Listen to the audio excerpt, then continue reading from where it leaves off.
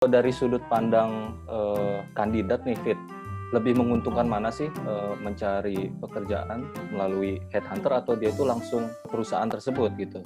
Ini sebelum pandemi ya kan, setelahnya itu paling cuma separuh Waduh, doang. Maksudnya kalau kerja tuh harus punya tujuan yang jelas juga. Kita juga nggak boleh takut untuk ngelompat ke posisi yang baru gitu.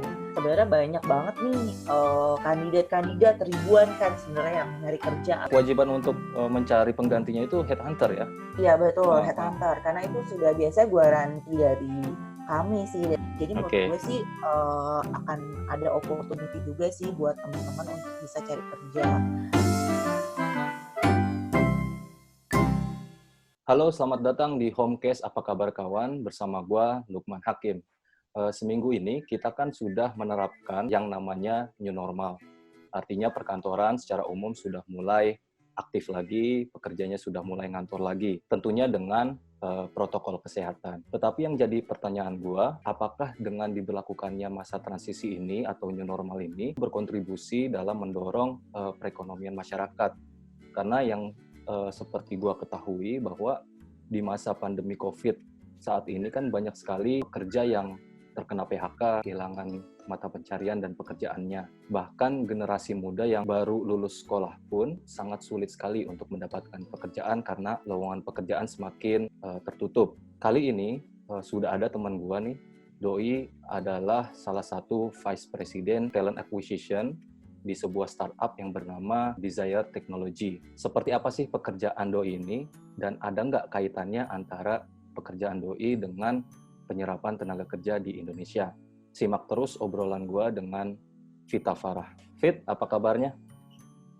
Halo, baik. Alhamdulillah sehat sih. Ya, Keluarga sehat semua ya? Ya, alhamdulillah keluarga sehat semua. Terus lu sekarang tuh tinggal di mana sih, Fit?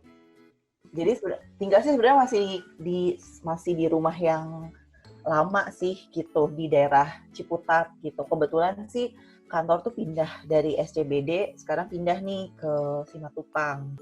Terus kalau kondisi di kantor sendiri gimana, Fit? Apakah 100% pekerjanya ngantor atau sekian persen aja? Sebenarnya kalau kita tuh tim di Indonesia tuh nggak terlalu banyak gitu. Jadi puluhan lah, nggak maksudnya nggak banyak gitu. Memang kalau di konsultan sih nggak terlalu banyak ya gitu, maksudnya bukan model bisnis yang emang pegawainya banyak gitu. Nah karena Desire Tech juga startup, dia tuh kayak bener-bener baru gitu, new company di Indonesia. Jadi memang timnya pun baru sedikit. Jadi kalau sebenarnya kita nggak split tim, tapi split day aja. Jadi kita masuknya kayak seminggu 3 kali di office, terus 2 kali di rumah, kayak gitu sih. Kayaknya sih kalau tetangga kantor-kantor yang lain juga sama sih, mereka masih split tim, belum full 100% gitu. Jadi baru 50% emang keisi gitu. Terus lu bisa ceritain nggak penerapan protokol kesehatan di kantor lu? Protokol kesehatan yang pasti sesuai dengan anjuran pemerintah sih. Kita pakai masker, kemudian juga rajin cuci tangan, terus juga jarak antara satu karyawan dengan yang lain memang ada spasinya juga gitu. Terus kayak kalau misalnya di headhunter kan memang kita sering banget buat interview ya, face to face sama kandidat atau misalnya psikotes, itu semua sih sekarang virtual sih. Jadi kita memang untuk mungkin sampai situasinya stabil, kita nggak pernah face to face interview, kita semuanya video call juga gitu. Buat meeting sama klien juga kita pakai virtual meeting. Oke. Oke, Fit. Ini sebelumnya kan gue melakukan riset kecil-kecilan nih ya. Gue coba telusuri nama lu di Google. Nah, itu benar. Lu itu sebagai Vice President di Desire Technology. Nah, lu bisa ceritain nggak tugas lu di sana itu seperti apa sih? Sekalian gue jualan boleh ya, Mon ya? Cerita. Nggak apa-apa. Karena kan secara nggak langsung bakal cerita tentang company gue juga. Jadi sebenarnya ini Detek office gitu, office yang baru. Ini sebenarnya baru banget diambil pas tanggal pertama kita masuk. Jadi emang masih sepi banget kan kantornya. Gitu, masih sepi banget karena juga masih pembatasan juga kan. Gitu. Jadi sebenarnya basically memang di Desire Tech itu ada 2 tim sales, tim talent acquisition atau tim sales, sama tim business development. Nah, mereka sekarang kalau kita sih sebenarnya kalau di company asing sendiri itu sebenarnya kalau kita nggak terlalu ketat banget nih Man, kayak misalnya di company-company yang Indonesia nih yang harus masuk setiap hari, harus absen. Nah, kita tuh nggak kayak gitu. Jadi kita boleh, kalau misalnya nggak pandemik pun sebenarnya kita dalam seminggu itu boleh sih sekali itu work from home gitu, atau dalam sebulan biasanya boleh maksimal 3 kali work from home gitu. Jadi nggak harus setiap hari ke kantor gitu. Terus kalau misalnya ketemu klien pun sebenarnya kita nggak selalu harus stay di office kayak gitu. Jadi kayak fleksibel banget sih sebenarnya kalau di company gue sendiri gitu. Karena memang kalau di konsultan, terutama di headhunter, kita bisa kerja di mana aja sih sebenarnya gitu. Nah, Oke. ini sih sebenarnya yang tertulis di LinkedIn ya. Yang tertulis di LinkedIn betul gitu. Jadi di sini posisi gue di sini sebenarnya talent acquisition VP gitu. Sebenarnya gue nggak terlalu suka sih Man ada VP-nya gitu. Karena kayak agak gimana ya, agak norak gitu. Kalau di kartu nama gitu gue nggak pernah pakai VP gitu sih. Kayak VP gitu gue nggak pernah pakai gitu. Cuma karena mungkin di LinkedIn karena emang kita nge-track kandidat. Jadi waktu itu si bos gue sih kayak menyarankan kayak udah pakai aja detailnya gitu. Tapi sebenarnya kalau kayak di kartu nama, di yang lain-lain gitu, gue nggak terlalu suka kayak oh ya VP gitu kan, kayak gimana gitu. Kayak ya udah talent acquisition aja, agak males gitu. Apalagi kalau misalnya ngobrol gitu ya sama klien atau sama kandidat gitu, sama klien lah meeting, terus pas tanda tangan perjanjian kayak oh ya Mbak VP-nya gitu, kayak aduh kayak agak agak gimana gitu, mereka agak ada perubahan, agak canggung. Sebenarnya kayak ya udahlah biasa aja gitu. Skop kerjaannya sendiri, jadi kalau boleh sedikit share, si Desirtech ini kan bisnisnya dia itu headhunter ya gitu, staffing, headhunter, pokoknya rekrutmen. Tugasnya sebenarnya lebih mengkoordinasi, merekrut talent sesuai dengan kualifikasi yang dikasih sama klien atau user gitu, dan mengkoordinasi tim. Jadi memang di headhunter tuh agak sedikit beda sih sama HR gitu. Jadi kalau sebenarnya agak mirip tapi kebanyakan bedanya. Jadi yang orang tahu tuh kayak headhunter tuh sama ya kayak rekrutmen di perusahaan gitu, di mana si rekrutmen perusahaan ini sebenarnya merekrut pegawai gitu ya, masukin orang. Tapi kalau headhunter itu sebenarnya dia lebih sebenarnya lebih menyeleksi, jadi mempertemukan antara si kandidat ini sama si klien kayak gitu sih sebenarnya, dan lebih mengkoordinasi seperti itu sih. Jadi agak sedikit beda. Dan kalau headhunter tuh lebih ke lebih ke sales gitu. Jadi makanya banyak HR juga yang masuk di headhunter, mereka kayak gue punya pengalaman soalnya ada teman HR masuk gitu ke headhunter, itu dia kayak muntah-muntah gitu. So muntah-muntah kayak 3 bulan resign gitu. Banyak banget kejadian. Karena totally kalau di kita tuh sebenarnya jatuhnya kayak sales juga gitu. Ada partnya sales di mana kita punya target gitu, dan kalau HR sih sebenarnya punya target juga, cuma mungkin lebih nggak yang strictly banget gitu kan. Nah, kalau di headhunter tuh dia strictly banget sih targetnya. Jadi benar-benar mirip banget kayak sales gitu. Oke, artinya tugas headhunter itu lebih berat ya dibandingkan dengan HR. Sementara posisi HR sendiri kan dia berada di internal perusahaannya. Nah, kalau headhunter ini dia tuh sebagai penghubung ya, sebagai mitra dari perusahaan yang membutuhkan pekerja, kemudian headhunter yang mencoba untuk melingkan gitu ya. Sebenarnya nggak bisa dibilang lebih berat juga sih, Man. Pasti kalau HR punya proporsi lah ya tugas berat. Cuma mungkin pressure-nya aja. Kalau pressure-nya itu lebih kerasa sih sebenarnya untuk sourcing talent itu lebih kerasa mungkin di headhunter. Karena memang ujung-ujungnya kalau headhunter itu angka gitu. Ujung-ujungnya nominal. Jadi mungkin pressure-nya lebih tinggi sih gitu sejujurnya. Maksudnya gimana nominal? Jadi sebenarnya mungkin kalau bisa sedikit dijelasin, nah ini tuh proses rekrutmen tuh di perusahaan ada internal, ada eksternal. Kalau internal biasanya dia pakai HR, dia pakai hiring manager sama internal recruiter gitu. Internal recruiter tuh ya kayak misalnya mereka punya job posting sendiri, kayak job street dan sebagainya. melalui hiring manager, mungkin hiring manajernya punya referensi-referensi gitu. Ada juga yang pakai eksternal. Eksternal ini mereka biasanya pakainya headhunter, recruitment agency, atau dia outsource gitu. Nah, kalau misalnya biasanya sih kalau headhunter itu kebanyakan memang dia jual satu paket sih, Man. Jadi dia jual outsourcing, tapi dia jual headhunter juga buat permanent placement kayak gitu.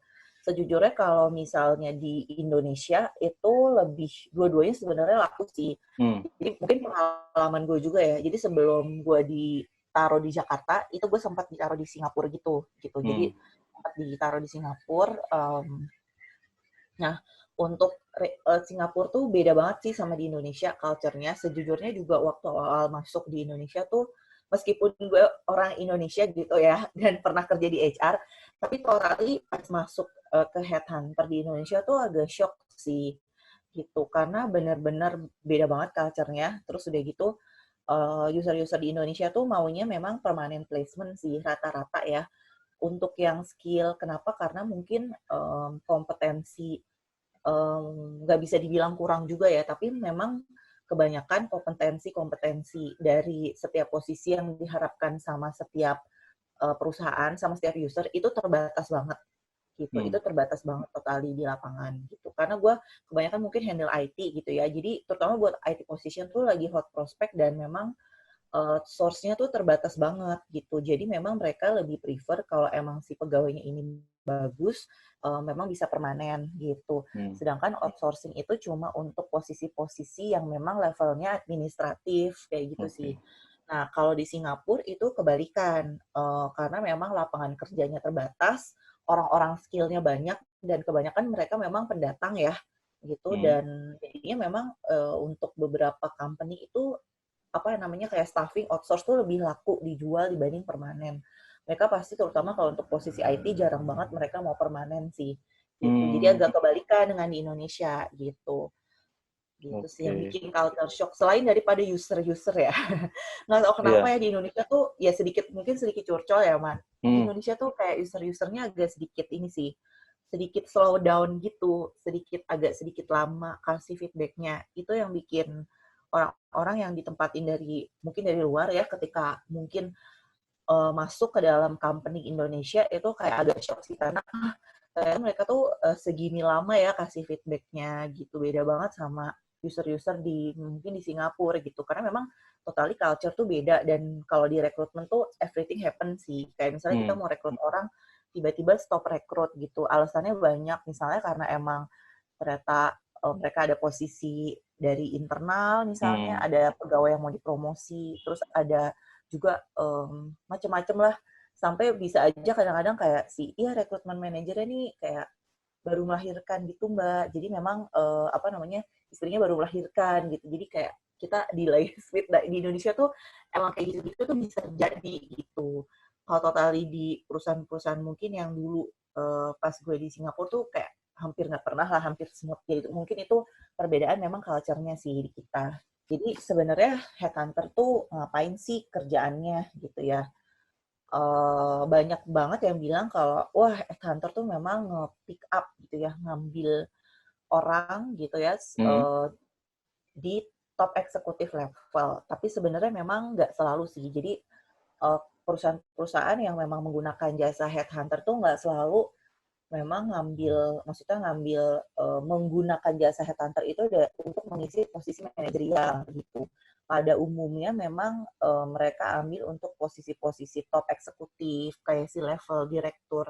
Tapi sebenarnya dengan berjalannya waktu dan kondisi saat ini nggak selalu sih yang direkrut itu memang untuk top eksekutif aja dengan headhunter. Semua posisi sebenarnya bisa gitu. Jadi sebenarnya kalau misalnya bisa dianalogikan, ini ada perusahaan nih, perusahaan itu butuh banyak posisi ya yang sebelah kiri, butuh banyak banget posisi yang harus diisi, dari posisi manajerial, dari posisi middle, dari posisi staff gitu. Sedangkan di luar nih sebenarnya banyak banget nih kandidat-kandidat ribuan kan sebenarnya yang nyari kerja ataupun yang udah available gitu. Tapi kan sebenarnya kalau tugasnya headhunter itu dia memastikan sebenarnya right person in the right place. Jadi harus memilih, mempick up atau memberikan si perusahaan itu kandidat memang yang sesuai dengan kriteria perusahaan gitu.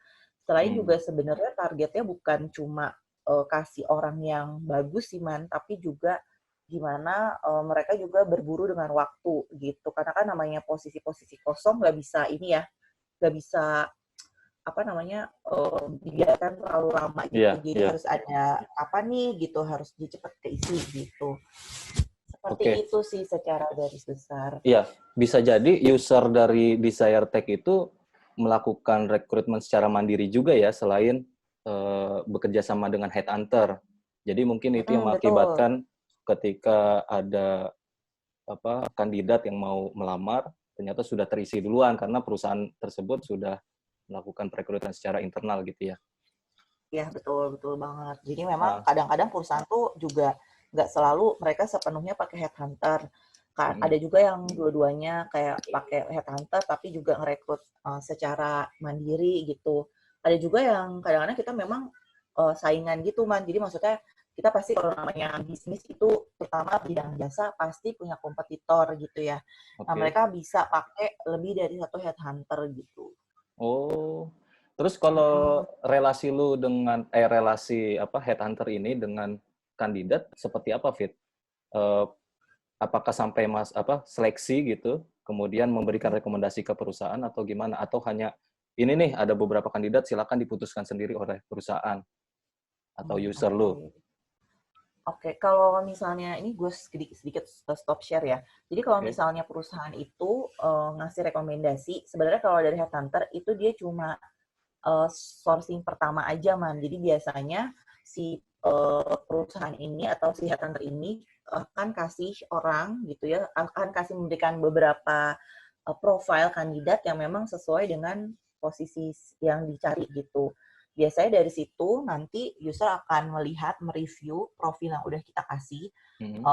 Kemudian nanti next step-nya itu adalah biasanya interview gitu. Interview dari user itu memang bisa 2 kali juga. Bisa HR-nya kan pasti interview juga, terus juga usernya interview. Jadi sebenarnya kalau headhunter itu memang source pertamanya aja gitu. Tapi sebenarnya headhunter itu juga menjembatani antara si user ini dengan kandidat. Jadi kayak misalnya mereka juga panggil menginterview, maksudnya apa ya istilahnya ya, membantu proses seleksi supaya lebih smooth. Misalnya kita juga membantu untuk mengundang si kandidat itu ketemu dengan user gitu. Kan usernya biasanya bisa lebih dari satu tuh, misalnya interviewnya 2 kali, 3 kali atau tes. Nah itu headhunter biasanya membantu untuk misalnya menjadwalkan tes, kemudian menjadwalkan interview, sampai juga proses offering letter-nya sih gitu. Karena kadang-kadang mungkin user kasih offering nih gitu ya, terus udah gitu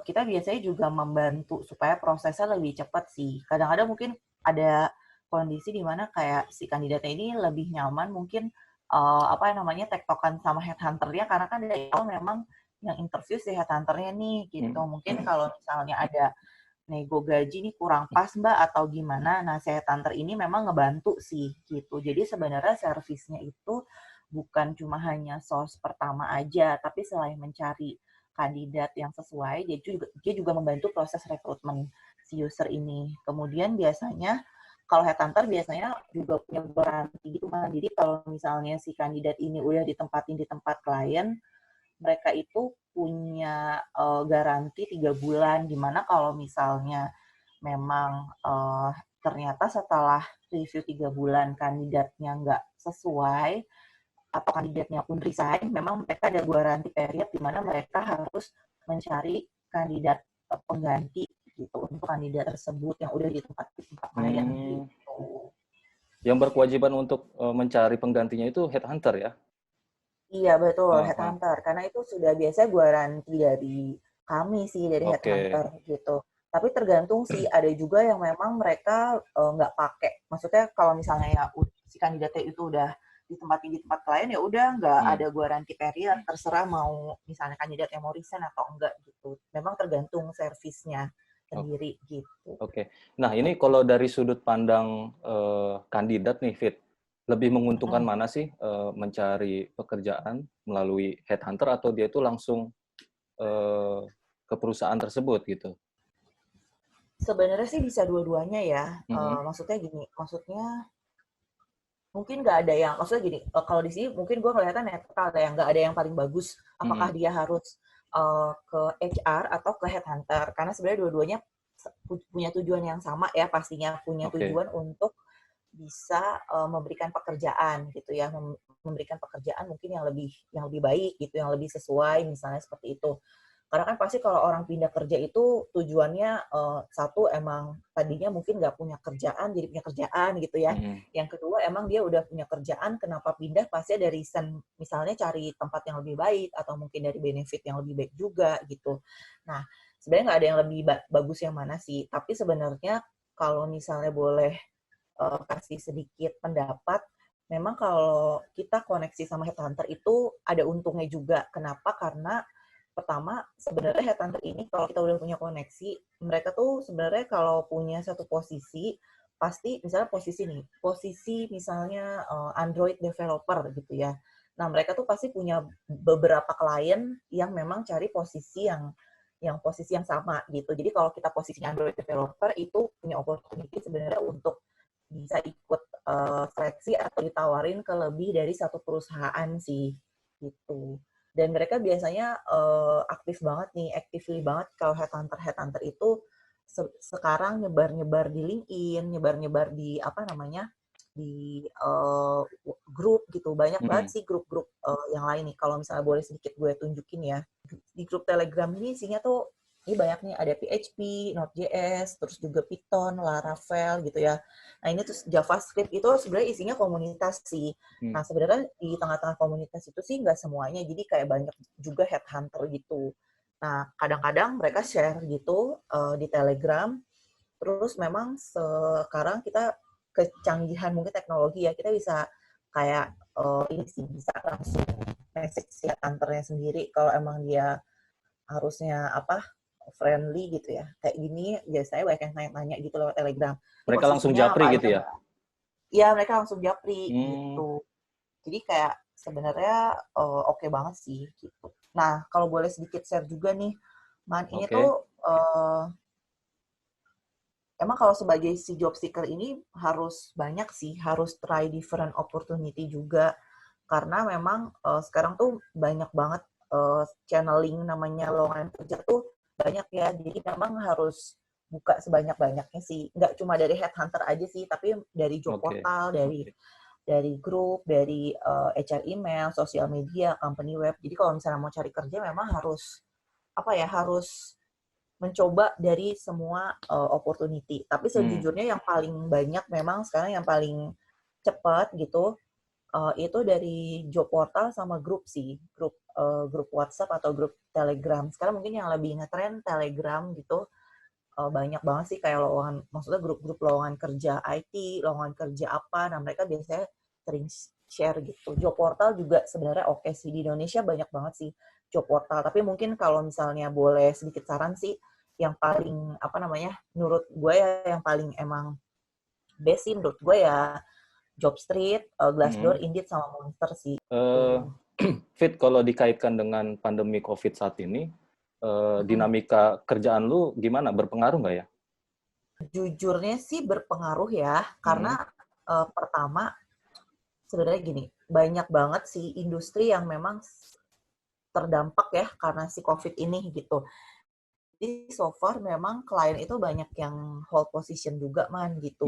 Karena mungkin mereka industrinya ya mungkin slow down. Bahkan ada klien yang mereka harus lay off gitu, sayang banget memang harus lay off. Tapi mau nggak mau mungkin itu yang terjadi ya, yang memang mereka harus lakukan untuk menyelamatkan karyawan yang lain juga gitu. Jadi banyak sih sebenarnya klien yang rekrutmennya jadinya freeze gitu, jadi nggak rekrut dulu. Jadi kalau misalnya bisa digambarin, oke, ini before pandemic gitu ya. Banyak banget kan yang direkrut dan macam-macam posisi.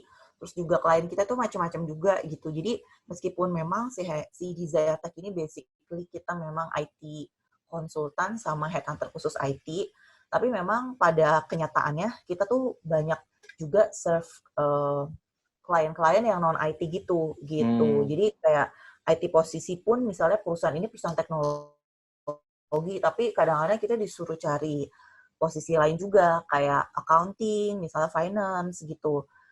Terus posisi-posisi yang lain gitu. Demikian juga klien-klien yang kayak manufaktur gitu. awalnya pakai kita tuh buat posisi-posisi IT-nya dia, tapi namanya mungkin mereka juga senang gitu ya, happy dengan mungkin service atau jasanya Desire, jadi kita dikasih posisi-posisi yang lain juga gitu, posisi-posisi manufaktur base gitu. So far sih menurut kita nggak ada masalah ya, karena kan namanya headhunter harus bisa agile juga, harus bisa fleksibel gitu. Iya, betul. Nah, sebenarnya banyak nih dari mulai industri dulu banking, IT, manufaktur. Nah, ini sebelum pandemi ya kan. Setelahnya itu paling cuma separuh Waduh, doang. Dan sekolom aja ya? separuh banget. Iya, cuma Sebaris. sekolom doang. Cuma sebaris.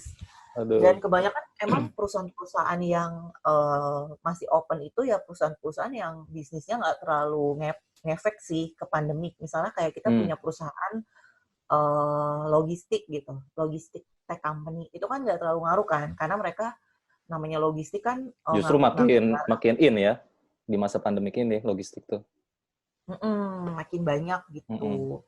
Terus ada juga perusahaan apalagi ya, dia medical device gitu, kayak alat kesehatan. Nah, alat kesehatan kan justru yang banyak dicari ya sekarang Iya, gitu. betul. Mereka juga nggak terlalu kena dampak, jadi so far oke gitu. Ada beberapa juga bank juga yang nggak terlalu kena dampaknya, mereka ini sih tetap rekrut gitu. Jadi memang tergantung bisnisnya banget sih, Man. Nah, ini tadi lu sempat singgung bahwa Desire Tech itu lebih cenderung gitu ya untuk mempromosikan para kandidat dengan keilmuan atau bidang IT. Nah, gue pengen tahu, Fit, posisi-posisi apa aja sih yang biasanya dibutuhkan dalam bidang IT ini? Oke. Nah, sebenarnya yang posisi IT ini, sebenarnya IT ya, sebenarnya sih nggak khusus IT, tapi sebenarnya mungkin lebih tepatnya kita memang banyakkan posisi-posisi yang berhubungan dengan teknologi sih, gitu. Nah, sebenarnya posisi-posisi yang berhubungan dengan teknologi itu adalah posisi yang menurut gue nggak pernah akan nantinya nggak akan pernah tergantikan gitu. Terus, nah ini sebenarnya posisi-posisi yang direkrut ya. Sedikit share aja sih. Biasanya kan kalau orang-orang tuh taunya, kita carinya programmer atau developer gitu. Tapi sebenarnya itu banyak banget sih. Jadi kalau misalnya cari developer itu banyak banget. Ada full stack tuh juga banyak kan. Ada yang PHP, ada yang JavaScript, ada yang pakai C++. Terus juga dia tuh ada banyak, ada back end, mau pakai back end atau front end. Terus kayak mobile juga ada Android, ada iOS, ada tech lead, ada VP. Jadi sebenarnya tuh banyak sih posisi IT. Posisi-posisi ini sebenarnya hampir semuanya sih kalau di kita masih open sih gitu. Bahkan sebenarnya jadi gini sih, kebutuhannya itu kadang ya di Indonesia butuh nih misalnya JavaScript gitu, full stack 7 tahun experience. Padahal sebenarnya si JavaScript itu pun di Indonesia belum terlalu booming sampai 7 tahun lamanya gitu. Jadi baru booming tuh kayak 4 tahun ini gitu, Man. Jadi memang kalau misalnya cari back-end developer JavaScript di atas 5 tahun, itu memang agak susah sih. Tapi sometimes mungkin kayak perusahaan tuh butuh, dan kadang-kadang kan sama user nggak mau ngerti juga ya. Pokoknya yang gue tahu posisi itu ada gitu. Itu sebenarnya PR-nya juga sih sebenarnya di sini gitu. Terus tuh sejujurnya juga banyak juga posisi-posisi yang sebenarnya di Indonesia juga orangnya sedikit banget sih, kebutuhannya mungkin banyak tapi orangnya sedikit. Kayak gue pernah cari dulu ada, jadi di IT itu ada namanya mereka punya big data gitu ya, big data. Nah, ada developernya salah satu partner itu namanya Hadoop gitu. Nah, itu pernah cari, ada satu klien, dia tuh cari posisi itu, dia pakai kayak 10 headhunter gitu, Man. Itu parah banget sih. Untuk hanya cari 3 posisi gitu. Terus, tapi akhirnya yang berhasil menemukan itu Desire Tech sama ada headhunter satu lagi gitu. Itu pun carinya susah banget sih, karena emang jarang banget. Dan kita tuh sempat kepikiran, ya udah deh, kita tuh impor aja istilahnya, ambil kandidat aja yang dari luar. Ya, dari India tuh kan IT-nya bagus-bagus. Iya, betul. Ambil aja dari situ gitu. Tapi kayak usernya masih menahan sih, karena aduh kalau bisa ini deh Mbak, maksudnya kalau bisa nationality-nya Indonesia aja. Mungkin mereka ada ada concern karena memang klien yang di-serve ini kebanyakan memang national company gitu. Oke, Fit, ini pertanyaan gue terakhir, Fit. Coba dong lo kasih kita motivasi gitu bagi para job seeker untuk tetap semangat mencari pekerjaan terbaik untuk dirinya. Tetap semangat sih sebenarnya, karena gini sih, mungkin sebenarnya gue juga sebenarnya ada namanya One HR Community. Kita juga ada grupnya di LinkedIn. Kita tuh sebenarnya juga ngebantu teman-teman yang kena dampak terhadap pandemik ini, karena memang pandemik ini sejujurnya memang berefek banget ya. Bahkan memang ada beberapa company yang nggak cuma layoff, tapi juga dia harus, yang gue dengar memang harus unpaid leave si pegawainya itu gitu. Jadi mereka kayak disuruh cuti beberapa bulan, nggak digaji gitu. Sejujurnya juga miris banget sih, banget. Dan tapi menurut gue sih tetap semangat aja, karena sejujurnya memang ini sudah mulai reda sih. Akan nggak menutup kemungkinan memang 2-3 bulan lagi akan banyak juga perusahaan-perusahaan yang akan buka posisi yang baru. Tapi sejujurnya dengan new normal ini emang bener banget sih mungkin kata beberapa yang diprediksi sama beberapa ahli, kita nggak akan bisa balik kayak bener-bener totally normal gitu. Karena kebiasaan-kebiasaan dari new normal ini bakal ke bawah terus. Mungkin yang tadinya awalnya perusahaan itu dia work from office jadi work from home, ketika nanti new normal itu akan bisa komparasi antara kedua-duanya, dan itu bahkan kayak work from home sama work from office itu di culture perusahaan itu secara nggak langsung itu akan jadi sebuah culture baru sih ke depannya, misalnya seperti itu ya Man. Terus kadang-kadang gini sih, kerja itu emang jodoh-jodohan sih. Maksudnya jodoh-jodohan gini sih, kayak perusahaan itu memang cari orang yang bukan hanya sesuai sama kompetensinya, tapi juga sesuai dengan culture-nya gitu.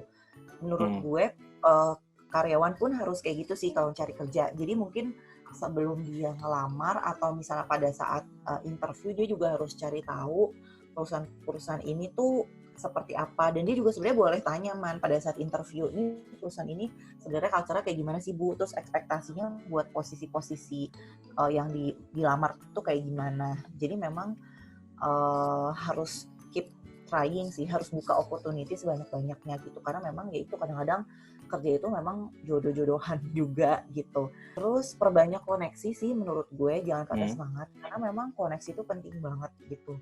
Menurut gue sebagai seorang yang kerja di profesional gitu, harus bisa mengukur kemampuan dirinya juga gitu.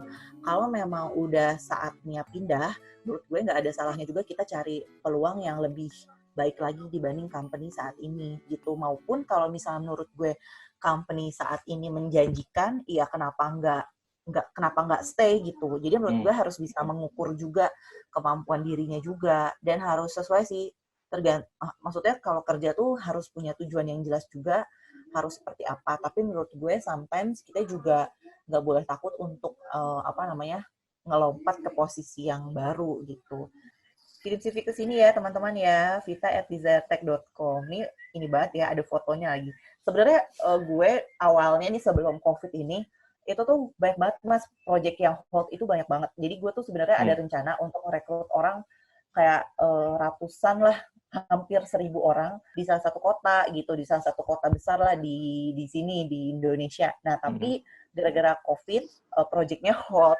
Pokoknya sedih banget deh. Terus kita tuh biasanya juga banyak ngerekrut orang, terutama untuk IT position. Nggak IT aja sih, ada beberapa orang juga itu buat ditempatin di Kuala Lumpur gitu. Jadi memang di Kuala Lumpur itu orang pendatangnya itu lebih banyak. Mereka tuh orang lokalnya emang yang kerja sedikit, karena kan memang orang Malaysia kan nggak terlalu banyak ya penduduknya ya. Terus yang IT juga terbatas. Jadi banyak banget kayak dari Indonesia gitu yang ditempatin di sana gitu. Nah itu karena COVID juga nggak memungkinkan juga, jadi hold juga gitu. Oke Fit, ini terima kasih banyak Fit.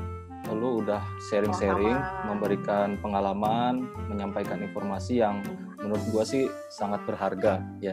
Apalagi di tengah masa pandemi COVID saat ini banyak sekali teman-teman yang kehilangan pekerjaannya. Kita doakan saja, kita doa bareng-bareng semoga masa pandemi COVID ini bisa segera selesai sehingga perekonomian masyarakat bisa kembali bergairah gitu, Fit ya. Iya, amin. Oke, Fit, terima kasih banyak sekali lagi, sukses dan sehat selalu bersama keluarga di sana ya, Fit. Dah. Dadah.